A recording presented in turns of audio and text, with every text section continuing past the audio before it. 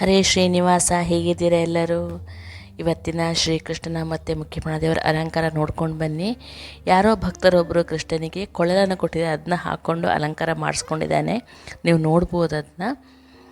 ಆನಂತರ ನಿನ್ನೆ ನಮ್ಮ ಮನೆಯಲ್ಲಿ ಚಿಕ್ಕ ಫಂಕ್ಷನ್ ಇತ್ತು ಅಂತ ಅನ್ನಲ್ಲ, ಅದರ ಕೆಲವು ವೀಡಿಯೋಸ್ ಎಲ್ಲ ಹಾಕ್ತೀನಿ. ಒಂದು ಗೆಣಸಿನ ಪಾಯಸ, ನೆಕ್ಸ್ಟು ಫ್ರೂಟ್ ಸಲಾಡ್ಗೆ ಕ್ರೀಮ್ ಹೇಗೆ ಮಾಡೋದು ಅಂತ, ಮಿಲ್ಕ್ ಮೇಡ್ ಹೇಗೆ ಮಾಡೋದು ಅಂತೆಲ್ಲ ನೋಡ್ಕೊಂಬರೋಣ. ಫಸ್ಟು ಕ್ರೀಮ್ ಹೇಗೆ ಮಾಡೋಣ. ಫಸ್ಟ್ ಅರ್ಧ ಲೀಟ್ರು ಹಾಲನ್ನು ಕುದಿಯೋಕ್ಕೆ ಇಟ್ಬಿಡಿ. ಆನಂತರ 1.5 ಇಂದ 2 ಚಮಚ ತನಕ ಕಾರ್ನ್ ಫ್ಲೋರು, ಆಮೇಲೆ 2 ಚಮಚದಷ್ಟು ಹಾಲಿನ ಪುಡಿ, ಆಮೇಲೆ ಸ್ವಲ್ಪ ಸಕ್ಕರೆ, ಅದನ್ನ ಹಾಕಿ ನೀರಲ್ಲಿ ಕರಗಿಸಿಟ್ಕೊಳ್ಳಿ ಅದನ್ನ ನೋಡಿ. ಆಮೇಲೆ ಕುದಿಯುವ ಹಾಲಿಗೆ ಹಾಕಿ ಅದನ್ನ ನೀರಲ್ಲಿ ಚಕಚಕ ಅಂತ ಕರಗಿಸಬೇಕು, ಇಲ್ಲಾಂದರೆ ಉಂಡೆ ಆಗುತ್ತೆ ಅದು.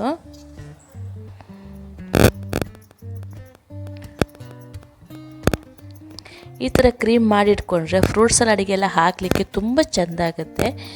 ನಾವು ವರ್ಷವೂ ಇದರಲ್ಲಿ ಮಾಡ್ತೀವಿ ಇದನ್ನ, ಈ ಫಂಕ್ಷನಿಗೆ. ಅಂದರೆ ಫಂಕ್ಷನ್ ಅಂದರೆ ಒಂದು ಹಿರಿಯರ ಆರಾಧನೆ ಇತ್ತು, ದಟ್ ಮೀನ್ಸ್ ಶ್ರಾದ್ದ ಅಂತ ಹೇಳ್ತೀವಿ ನಾವು. ಅದಿತ್ತು. ನಾವು ನಮ್ಮ ಮಾವನಿಗೆ ತುಂಬ ಇಷ್ಟ ಅಂತ ನಾವು ಅದನ್ನ ವರ್ಷವೂ ಮಾಡ್ತೀವಿ. ಈ ಥರ ಕ್ರೀಮ್ ಮಾಡಿಕೊಂಡು ಫ್ರಿಜ್ಜಲ್ಲಿ ಇಟ್ಕೊಂಡು ಆವತ್ತು ಬೆಳಗ್ಗೆ ಒಂದು ರೌಂಡು ಬೀಟ್ ಮಾಡ್ಕೋತೀವಿ ಅದನ್ನ ಮಿಕ್ಸಿಗೆ ಹಾಕಿ. ನೋಡಿ, ಅದಕ್ಕೆ ಸ್ವಲ್ಪ ಏಲಕ್ಕಿ ಪುಡಿ ಹಾಕ್ಕೊಳ್ಳಿ. ನಿಮಗೆ ಈ ಶ್ರಾದ್ದ ಎಲ್ಲ ಅಲ್ಲ ಅಂತ ನಾವು ನಾರ್ಮಲಾಗಿ ಮಾಡ್ತಾಯಿದ್ದೀವಿ ಅಂತಂದರೆ ಇದಕ್ಕೆ ವೆನಿಲಾ ಫ್ಲೇವರ್ ಹಾಕ್ಬೋದು, ತುಂಬ ಚೆನ್ನಾಗಾಗತ್ತೆ. ಅಥವಾ ನಿಮಗೆ ಬೇಕಾದ ಫ್ಲೇವರ್ ಹಾಕ್ಕೋಬೋದು.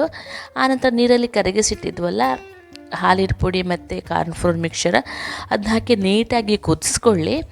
ಆನಂತರ 1 ಕಪ್ಪು ಸಕ್ಕರೆ ಹಾಕ್ಕೋಬೇಕು. ಅದಕ್ಕೆ ಸಕ್ಕರೆ ಹಾಕಿ ಕುದಿಸಿ ಸರಿಯಾಗಿ ಕುದಿಬೇಕು. ಆನಂತರ ತಣ್ಣಗಾಗಲಿಕ್ಕೆ ಬಿಟ್ಟು ಒಂದು ಪ್ಲಾಸ್ಟಿಕ್ ಡಬ್ಬದಲ್ಲಿ, ಸ್ಟೀಲ್ ಡಬ್ಬದಲ್ಲಿ ಹಾಕಬೇಡಿ, ಅದು ಐಸ್ ಆಗಲಿಕ್ಕೆ ತುಂಬ ಹೊತ್ತಾಗುತ್ತೆ. ಪ್ಲಾಸ್ಟಿಕ್ ಡಬ್ಬದಲ್ಲಿ ಹಾಕಿಟ್ಟು ಅದನ್ನ ಫ್ರೀಝರಲ್ಲಿ ಇಟ್ಟುಬಿಡಿ. ಒಂದು 6-8 ಗಂಟೆ ತನಕ ಬೇಕಾಗುತ್ತೆ ಅದು ಗಟ್ಟಿಯಾಗಲಿಕ್ಕೆ. ಆನಂತರ ಅದನ್ನ ಮಿಕ್ಸಿಗೆ ಜಾರ ಹಾಕಿ ಒಂದು ರೌಂಡ್ ತಿರುಗಿಸಿದ್ರೆ ಏರೇಷನ್ ಆಗುತ್ತೆ, ಅಂದರೆ ಸ್ವಲ್ಪ ಸ್ಮೂತ್ ಆಗುತ್ತೆ ಅದು. ನಿಮ್ಮ ಹತ್ರ ಬೀಟರ್ ಇದ್ದರೆ ಬೀಟರಲ್ಲಿಯೂ ಮಾಡ್ಕೋಬೋದು. ನಾನು ಮಿಕ್ಸಿ ಜಾರಿಗೆ ಹಾಕ್ತೀನಿ ಸಾಧಾರಣ. ತುಂಬಾ ಚೆನ್ನಾಗಾಗುತ್ತೆ. ಇದನ್ನ ಎಲ್ಲ ಫ್ರೂಟ್ಸಿಗೆ ಹಾಕೋಬೋದು. ನಾನು ನಿನ್ನೆ ಮಾಡಿದಾಗ ನನಗೆ ರೆಕಾರ್ಡ್ ಮಾಡಲಿಕ್ಕೆ ಟೈಮ್ ಸಾಕಾಗಲಿಲ್ಲ, ಯಾಕಂದರೆ ಅಡುಗೆ ನಾನೇ ಮಾಡಿದ್ದೆ. ಫೋಟೋ ತೆಗೆದುಕೊಳ್ಳೋಕ್ಕೂ ನನಗೆ ಟೈಮ್ ಆಗಲಿಲ್ಲ, ಬ್ಯುಸಿಯಾಗಿ ಬಿಟ್ಟಿರ್ತೀವಿ ನಾವು ನೋಡಿ. ಆನಂತರ ಸಕ್ಕರೆ ಹಾಕಿ ನೀಟಾಗಿ ಕರೆಸ್ಕೊಳ್ಳಿ, ಎಲ್ಲನೂ ಆಗಿಬಿಡ್ತದು. ಆನಂತರ ಮಿಲ್ಕ್ ಮೇಡ್ ಯಾವ ಥರ ಮಾಡೋದು ಅಂತ ನೋಡೋಣ. ಇದು ನಾನು ಆ್ಯಕ್ಚುಲಿ ಗೆಣಸಿನ ಪಾಯಸಕ್ಕೆ ಅಂತ ಮಾಡಿಟ್ಟಿರೋದು. 1 ಕಪ್ ಮಿಲ್ಕ್ ತಗೊಳ್ಳಿ. ಕೆನೆ ಇದ್ದ ಮಿಲ್ಕ್ ಆದರೆ ತುಂಬಾ ಒಳ್ಳೆಯದು. ಅದಕ್ಕೆ 1 ಕಪ್ಪು ಸಕ್ಕರೆ ಹಾಕ್ಕೊಂಡು ನೀಟಾಗಿ ಮಗುಚಿ, ಸಕ್ಕರೆ ಕರಿಗೆ ಸ್ವಲ್ಪ ಸೆಮಿ ಲಿಕ್ವಿಡ್ ಹಂತಕ್ಕೆ ಬಂದಾಗ ಸ್ಟವ್ ಆಫ್ ಮಾಡಿ ಕೆಳಗೆ ಇಟ್ಬಿಡಬೇಕು. ತುಂಬ ಸುಲಭದಲ್ಲಿ ಅಂಗಡಿಯಿಂದ ತಂದ ಮಿಲ್ಕ್ ಮೇಡ್ ಯಾವುದು, ಮನೆಯಲ್ಲಿ ಮಾಡಿದ್ದು ಯಾವುದು ಅಷ್ಟು ಗೊತ್ತಾಗದಂಗೆ ಈ ಮಿಲ್ಕ್ ಮೇಡ್ ಬರುತ್ತೆ ನಿಮಗೆ. ತುಂಬಾ ಟೇಸ್ಟಿಯಾಗಿ ಬರುತ್ತೆ. ಸಕ್ಕರೆ ಸ್ವಲ್ಪ ಕಡಿಮೆ ಹಾಕ್ಬೋದು, ನನಗೆ ಸ್ವಲ್ಪ ಜಾಸ್ತಿ ಆಯಿತು ಅಂತ ಅನ್ನಿಸ್ತು. ಒಂದು ಕಪ್ ಹಾಲಿಗೆ 3/4 ಕಪ್ಪಷ್ಟು ಸಕ್ಕರೆ ಸಾಕಾಗತ್ತೆ. ಆನಂತರ ಪಾಯಸ ಅಥವಾ ಯಾವುದಕ್ಕೆ ನಾವು ಬಳಸ್ತೀವಿ ಬೇಕಾದಾಗ ಅಲ್ಲಿ ಸಕ್ಕರೆ ಹಾಕೋಬೋದು. ಇದಕ್ಕೆ ಜಾಸ್ತಿ ಸಕ್ಕರೆ ಬೇಡ ಅಂತ ಅನ್ನಿಸ್ತು. ನೋಡಿ ಹೀಗೆ ನೊರೆ ಬರಲಿಕ್ಕೆ ಸ್ಟಾರ್ಟ್ ಆಗುತ್ತೆ, ಅಷ್ಟು ಕುದಿಸ್ಬೇಕು. ನಿಮಗೆ ಗೊತ್ತಾಗುತ್ತೆ ಅದು. ತೀರಾ ಗಟ್ಟಿ ಆದರೆ ಸ್ವಲ್ಪ ಎದುರು ಹಾಲು ಹಾಕ್ಕೊಂಡು ಮಗುಚಿ, ತೀರಾ ತೆಳು ಇತ್ತು ಅಂತಂದರೆ ಇನ್ನೂ ಸ್ವಲ್ಪ ಸ್ಟವ್ ಮೇಲೆ ಇಟ್ಟು ಮಗುಚ್ಕೊಳ್ಳಿ, ಅಷ್ಟೇ ವ್ಯತ್ಯಾಸ. ತುಂಬ ಈಸಿಯಾಗಿ ಮಾಡ್ಕೊಂಬಿಡ್ಬೋದು. ಇದನ್ನೆಲ್ಲ ನಾವು ಮುಂಚಿನ ಅವತ್ತು ಮಾಡಿಟ್ಕೊಂಡ್ರೆ ಫಂಕ್ಷನ್ ಅವತ್ತು ನಮಗೆ ಸ್ವಲ್ಪ ಹೆಲ್ಪೇ ಆಗುತ್ತೆ. ತುಂಬ ವೆರೈಟಿ ಎಲ್ಲ ಅಡುಗೆ ಮಾಡಿದ್ದೆ ನಾವು ಆ್ಯಕ್ಚುಲಿ. ಸುಕ್ಕುನೊಡೆ, ಉದ್ದಿನ ವಡೆ, ಪಾಯಸ. ಅನಂತರ ಪಾಯಸ ನಾನು ತೋರಿಸ್ತೀನಿ ಈ ವಿಡಿಯೋದಲ್ಲೇ. ಮಡ್ಡಿ, ಆಮೇಲೆ ಫ್ರೂಟ್ ಸಲಾಡ್, ಸಾರು, ಸಾಂಬಾರು 2 ಬಗೆದು, ಪಲ್ಯ, ಕೋಸಂಬರಿ ಚಟ್ನಿ, ಇದೆಲ್ಲ ಮಾಡ್ತೀವಿ ನೋಡಿ. ಈಗ ನೋಡಿ, ಅರ್ಧ ಚಮಚ ಇದಕ್ಕೆ ಬೇಕಿಂಗ್ ಸೋಡಾ ಹಾಕ್ಕೊಂಡು ನೋಡಿ ಅದನ್ನ ನೀಟಾಗಿ ಮಗುಚಿ ತಣ್ಣಗಾದ ನಂತರ ಒಂದು ಡಬ್ಬಕ್ಕೆ ಹಾಕಿ ಫ್ರಿಜ್ಜಲ್ಲಿ ಇಟ್ಬಿಡಿ. ಹೊರಗೆ ಇಟ್ಟರು ಒಂದು 2-3 ದಿವಸಕ್ಕೆ ಏನೂ ಆಗೋದಿಲ್ಲ. ಈ ಥರ ನಾವು ಶ್ರಾದ್ದಕ್ಕೆ ಅಡುಗೆ ಮಾಡಬೇಕಿದ್ರೆ ವೀಡಿಯೋ ಮಾಡೋದು ಅಷ್ಟು ಉತ್ತಮ ಕೂಡ ಅಲ್ಲ. ಆದ ಕಾರಣ ಕೆಲವೊಂದು ದೇವರಿಗೆ ನೈವೇದ್ಯ ಮಾಡಿಟ್ಟಿದ್ದೆ ಬೆಳಗ್ಗೆ, ಅದನ್ನ ಮಾತ್ರ ವೀಡಿಯೋ ರೆಕಾರ್ಡ್ ಮಾಡಿದ್ದೆ. ಆಮೇಲೆ ಚಿತ್ರಾನ್ನ ಇಂಥದ್ದೆಲ್ಲ ಮಾಡ್ತೀವಿ, ತೋವೆ, ತಂಬುಳಿ, ಸಾಧಾರಣ ಒಂದು ತುಂಬ ವೆರೈಟಿನೇ ಆಯಿತು, ನನಗೆ ಲೆಕ್ಕ ಗೊತ್ತಿಲ್ಲ. ನೋಡಿ ಮಿಲ್ಕ್ ಮೇಡ್ ರೆಡಿ ಆಯಿತು. ಇದು ನೋಡಿ ಮಾರನೇ ದಿವಸ ನಾನು ದೇವ್ರ ನೈವೇದ್ಯಕ್ಕೆ ಮಾಡಿಟ್ಟಿದ್ದೆ ಮಡ್ಡಿ, ಹೈಗ್ರೀವ ಮಡ್ಡಿ. ಕಡಲೆಬೇಳೆ ನೆನೆಸಿಟ್ಟಿದ್ದೆ. ನಾನು ತುಂಬ ಸಲ ವೀಡಿಯೋ ಹಾಕಿದ್ದೀನಿ, ಅದಕ್ಕೆ ಜಾಸ್ತಿ ಡೀಟೇಲ್ ತೋರಿಸ್ತಾ ಇಲ್ಲ. ನೆನೆಸಿಟ್ಟ ಕಾರಣ ಡೈರೆಕ್ಟಾಗಿ ನಾನು ಕುಕ್ಕರಲ್ಲಿ ಇಡದೆ ಪಾತ್ರೆಯಲ್ಲಿ ಇಟ್ಟು ಬೇಯಿಸಿದೆ. ನೋಡಿ, ನಮ್ಮ ಹಿರಿಯರಿಂದ ಬಂದ ಪಾತ್ರೆಗಳಿವೆಲ್ಲ ಕಂಚಿನ ಪಾತ್ರೆಗಳು. ದಿನ ಬಳಸೋಕ್ಕೆ ಭಯ ಆಗುತ್ತೆ, ಕೆಳಗೆ ಬಿದ್ದೋದ್ರೆ ಯಾರಿಗೂ ಇಲ್ಲ ಅಂದಾಗ್ಬಿಡುತ್ತಲ್ವ ಅಂತ. ನೋಡಿ, ಇದನ್ನ ಸೋಸ್ಕೋಬೇಕು. ಕಡಲೆಬೇಳೆನ ಸ್ವಲ್ಪ ಅರಿಶಿನ ಮತ್ತು ಸ್ವಲ್ಪ ಸೋಡಾ ಹಾಕಿ ಬೇಯಿಸಿದರೆ ಗ್ಯಾಸ್ ಆಗಲ್ಲ ಅಂತ ಹೇಳ್ತಾರೆ. ನೋಡಿ ಈ ಥರ. ಆನಂತರ ನೋಡಿ ಅದನ್ನ ನೀಟಾಗಿ ಸ್ಮ್ಯಾಶ್ ಮಾಡಿ, ಸ್ಮ್ಯಾಶರಲ್ಲಿ ತಗೊಂಡು ಅದು ನುರಿಬೇಕು ಚೆಂದ. ಮಿಕ್ಸಿಗೆ ಹಾಕೊಳ್ಳೋದೇನು ಬೇಕಾಗಲ್ಲ. ಆನಂತರ 2 ಕಪ್ ಕಡಲೆಬೇಳೆಗೆ ನಾನು ಅರ್ಧ ಕಪ್ಪಷ್ಟು ತುಪ್ಪ ಹಾಕ್ಕೊಂಡೆ. ಆಮೇಲೆ ಇದಕ್ಕೆ ಇನ್ನು ದ್ರಾಕ್ಷಿ ಗೋಡಂಬಿ ಹುರಿದು ಹಾಕಬೇಕಿದ್ರೆ ತುಪ್ಪ ಹಾಕಬೇಕಾಗತ್ತೆ. 2 ಕಪ್ ಇದಕ್ಕೆ 2 ಕಪ್ ಬೆಲ್ಲ ಹಾಕ್ಕೊಳ್ಬೇಕು. ನೋಡಿ, ಬೆಲ್ಲ ಹಾಕ್ಕೊಳ್ಬೇಕು ಇದಕ್ಕೆ. ಆನಂತರ ಒಲೆಯಲ್ಲಿಟ್ಟು ಸ್ವಲ್ಪ ಪುನಃ ನೀರಾಗುತ್ತೆ, ಸ್ವಲ್ಪ ಜಾಸ್ತಿ ಪಾಕ ಬರೋ ತನಕ ಆಮೇಲೆ ಅದನ್ನ ಕುದಿಸ್ಬೇಕು. ಒಂದು ಚಿಟಿಕೆ ಉಪ್ಪು ಹಾಕ್ಕೊಳ್ಳಿ. ಆನಂತರ ಏಲಕ್ಕಿ ಮತ್ತು ಲವಂಗ, ಎದುರು ಮನೆಯಲ್ಲಿ ಕನ್ಸ್ಟ್ರಕ್ಷನ್ ಆಗ್ತಿದೆ ಅದರ ಶಬ್ದ ಅದು. ಏಲಕ್ಕಿ ಮತ್ತು ಲವಂಗ ಪುಡಿ ಮಾಡಿ ಹಾಕ್ಕೊಳ್ಳಿ. ಆನಂತರ ದ್ರಾಕ್ಷಿ ಗೋಡಂಬಿ, ಬೇಕಂದರೆ ಸ್ವಲ್ಪ ಕೊಬ್ಬರಿ ಇದೆಯಲ್ಲ ಅದನ್ನೆಲ್ಲ ತುಪ್ಪದಲ್ಲಿ ಫ್ರೈ ಮಾಡ್ಕೊಂಡು ಹಾಕ್ಕೊಳ್ಳಿ. ದ್ರಾಕ್ಷಿ ಗೋಡಂಬಿ ಕೊಬ್ಬರಿ ಎಲ್ಲ ಆಪ್ಷನಲ್ಲ, ನಿಮ್ಗೆ ಇಷ್ಟ ಅಂದರೆ ಹಾಕ್ಕೋಬೋದು. ನೋಡಿ, ಹುರಿದು ಹಾಕ್ಕೋತಾ ಇದ್ದೀನಿ. ತುಂಬ ಚೆಂದ ಆಗುತ್ತೆ, ಒಂಥರ ಬಾಯಿಗೆ ಸಿಗಬೇಕು ಅನಿಸುತ್ತೆ ಏನಾದರೂ ಅಂಥದ್ದಕ್ಕೆ ಈ ಥರ ಹಾಕ್ಕೊಳ್ಳಿ. ನಿಮ್ಮ ಇಷ್ಟ ಇದೆಲ್ಲ. ಈಗ ಸ್ವೀಟ್ ಪೊಟ್ಯಾಟೋದು ಪಾಯಸ ಮಾಡೋಣ, ಅಂದರೆ ಸಿಹಿ ಗೆಣಸಿದ್ದು ಪಾಯಸ ಮಾಡೋಣ.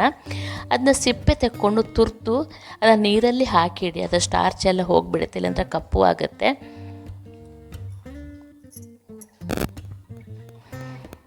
ನೋಡಿ, ಆನಂತರ ಅದೇ ಬಾಣಲೆಯಲ್ಲಿ ನಾನು ಆವಾಗ ಮಾಡಿದ್ನಲ್ಲ ಅದೇ ಬಾಣಲೆ ದ್ರಾಕ್ಷಿ ಗೋಡಂಬಿ ಮತ್ತು ಇದು ಒಣ ಕೊಬ್ಬರಿನ ಇದು ಮಾಡಿಟ್ಟಿದೆ, ನೋಡ್ಬೋದು.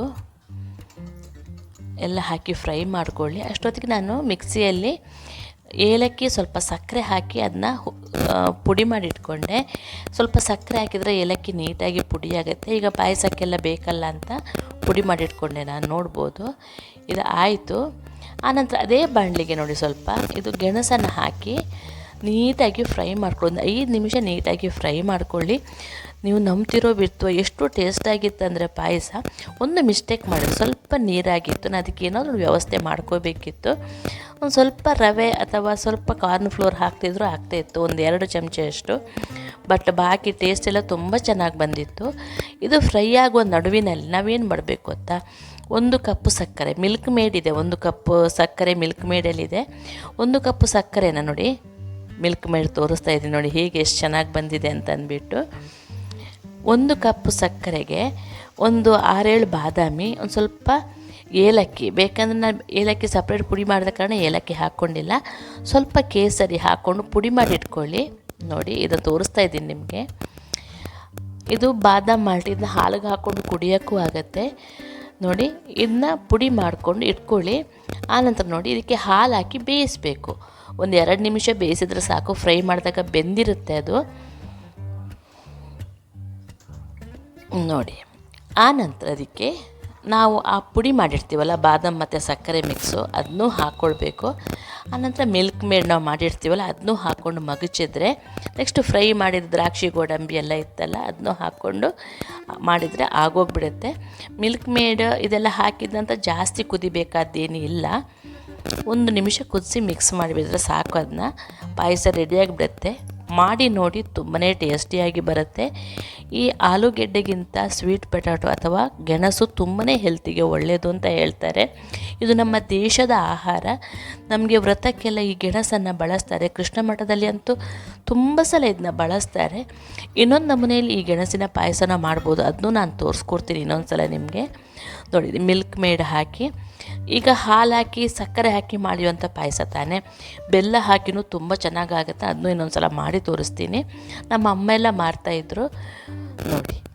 ಇದು ಏಲಕ್ಕಿ ಪುಡಿ ಹಾಕ್ಕೊಂಡೆ ನಾನು ಮೇಲೆ, ಆಮೇಲೆ ದ್ರಾಕ್ಷಿ ಗೋಡಂಬಿ ಹಾಕಿ ಒಂದು ಕುದಿ ಬಂದರೆ ಆಗಿಬಿಡ್ತು. ನಾನು ಬೆಳಗ್ಗೆ ದೇವರಿಗೆ ಮಾಡಿಟ್ಟ ಕಾರಣ ನೈವೇದ್ಯ, ಹಯಗ್ರೀವ ಮಡ್ಡಿ, ನೆಕ್ಸ್ಟು ಈ ಪಾಯಸ ಎಲ್ಲ ದೇವರಿಗೆ ಮಾಡಿಟ್ಟಿದ್ದೆ ನಾನು. ನೋಡಿ ಈಗ ನೋಡಿ ಕ್ರೀಮ್ ನಾನು ಹೇಳಿದ್ನಲ್ಲ ಫಸ್ಟಿಗೆ ತೋರಿಸಿದ್ನಲ್ಲ, ಅದು ನೋಡಿ ಮಿಕ್ಸಿಗೆ ಹಾಕ್ಕೊಂಡು 1 ರೌಂಡು ತಿರುಗಿಸಿ ಆನಂತರ ಅದೇ ಬೌಲಿಗೆ ಹಾಕಿಟ್ಟೆ. ನೋಡಿ ಎಷ್ಟು ಗಟ್ಟಿ ಬಂದು ಎಷ್ಟು ನೀಟಾಗಿ ಬಂದಿ ಅಂತ ನೀವು ಕಾಣ್ಬೋದು, ಕ್ರೀಮಿಯಾಗಿ. ಇದನ್ನ ಫ್ರೂಟ್ ಸಲಾಡ್ಗೆ ಹಾಕ್ಕೊಂಡೆ. ಪೈನ್ಯಾಪಲು, ಆನಂತರ ದ್ರಾಕ್ಷಿ, ಒಣ ದ್ರಾಕ್ಷಿ ಅದೆಲ್ಲ ಹಾಕ್ಕೊಂಡು, ಬಾಳೆಹಣ್ಣು, ಪಚ್ಚಿ ಬಾಳೆಹಣ್ಣು ಎಲ್ಲ ಹಾಕಿ ನಾವು ಫ್ರೂಟ್ ಸಲಾಡ್ ಮಾಡಿದ್ವಿ. ನನಗೆ ವೀಡಿಯೋ ಮಾಡಲಿಕ್ಕೆ ಆಗಲಿಲ್ಲ, ಅದನ್ನ ಸ್ವಲ್ಪ ತೋರಿಸ್ತಾ ಇದ್ದೀನಿ ನೋಡಿ ಇವತ್ತು. ಕಿತ್ತಳೆ, ಬಾಳೆಹಣ್ಣು, ದ್ರಾಕ್ಷಿ, ಗೋಡಂಬಿ, ಖರ್ಜೂರ, ಆನಂತರ ಆ್ಯಪಲು ಇದೆಲ್ಲ ಹಾಕಿ ಆ ಕ್ರೀಮನ್ನು ಮಿಕ್ಸ್ ಮಾಡಿದರೆ ಆಗೋಯಿತು. ಕ್ರೀಮು ಹಾಕ್ಬೋದು, ಮಿಲ್ಕ್ ಮೇಡು ಹಾಕ್ಬೋದು. ನಾನು ಕ್ರೀಮ್ ಮಾಡಿದ್ದು ಅದನ್ನ ಹಾಕಿದ್ದೆ ಫಂಕ್ಷನಿಗೆ. ಈಗ ನೋಡಿ ಮಿಲ್ಕ್ ಮೇಡನ್ನು ಹಾಕೋದು ತೋರಿಸ್ತಾ ಇದ್ದೀನಿ. ಸ್ವಲ್ಪ ಹಾಲು ಹಾಕಿ ಅದನ್ನ ಮಿಕ್ಸ್ ಮಾಡಿದೆ ಅಷ್ಟೇ, ನಿಮಗೆ ತೋರಿಸ್ಲಿಕ್ಕೋಸ್ಕರ ಮಾಡಿದೆ ಅಷ್ಟೇ ವಿನಃ ತುಂಬ ಚೆನ್ನಾಗಿ ಬರುತ್ತೆ. ಈ ಥರ ಮಾಡಿ ನೋಡಿ ಫ್ರೆಂಡ್ಸ್. ಹೇಗಾಯಿತು ಅಂತ ಹೇಳಿ. ಈ ವಿಡಿಯೋ ಇಷ್ಟ ಆದರೆ ಲೈಕ್, ಶೇರ್, ಕಮೆಂಟ್ಸ್ ಮಾಡೋದನ್ನು ಮರಿಬೇಡಿ. ಸಬ್ಸ್ಕ್ರೈಬ್ ಮಾಡಿಕೊಂಡು ನೋಡಿ. ಸುಕ್ಕುರೋಡೆ ಅದರದ್ದೆಲ್ಲ ರೆಸಿಪಿ ಹಾಕ್ತೀನಿ ಮುಂದಿನ ವೀಡಿಯೋಗಳಲ್ಲಿ. Thank you for watching.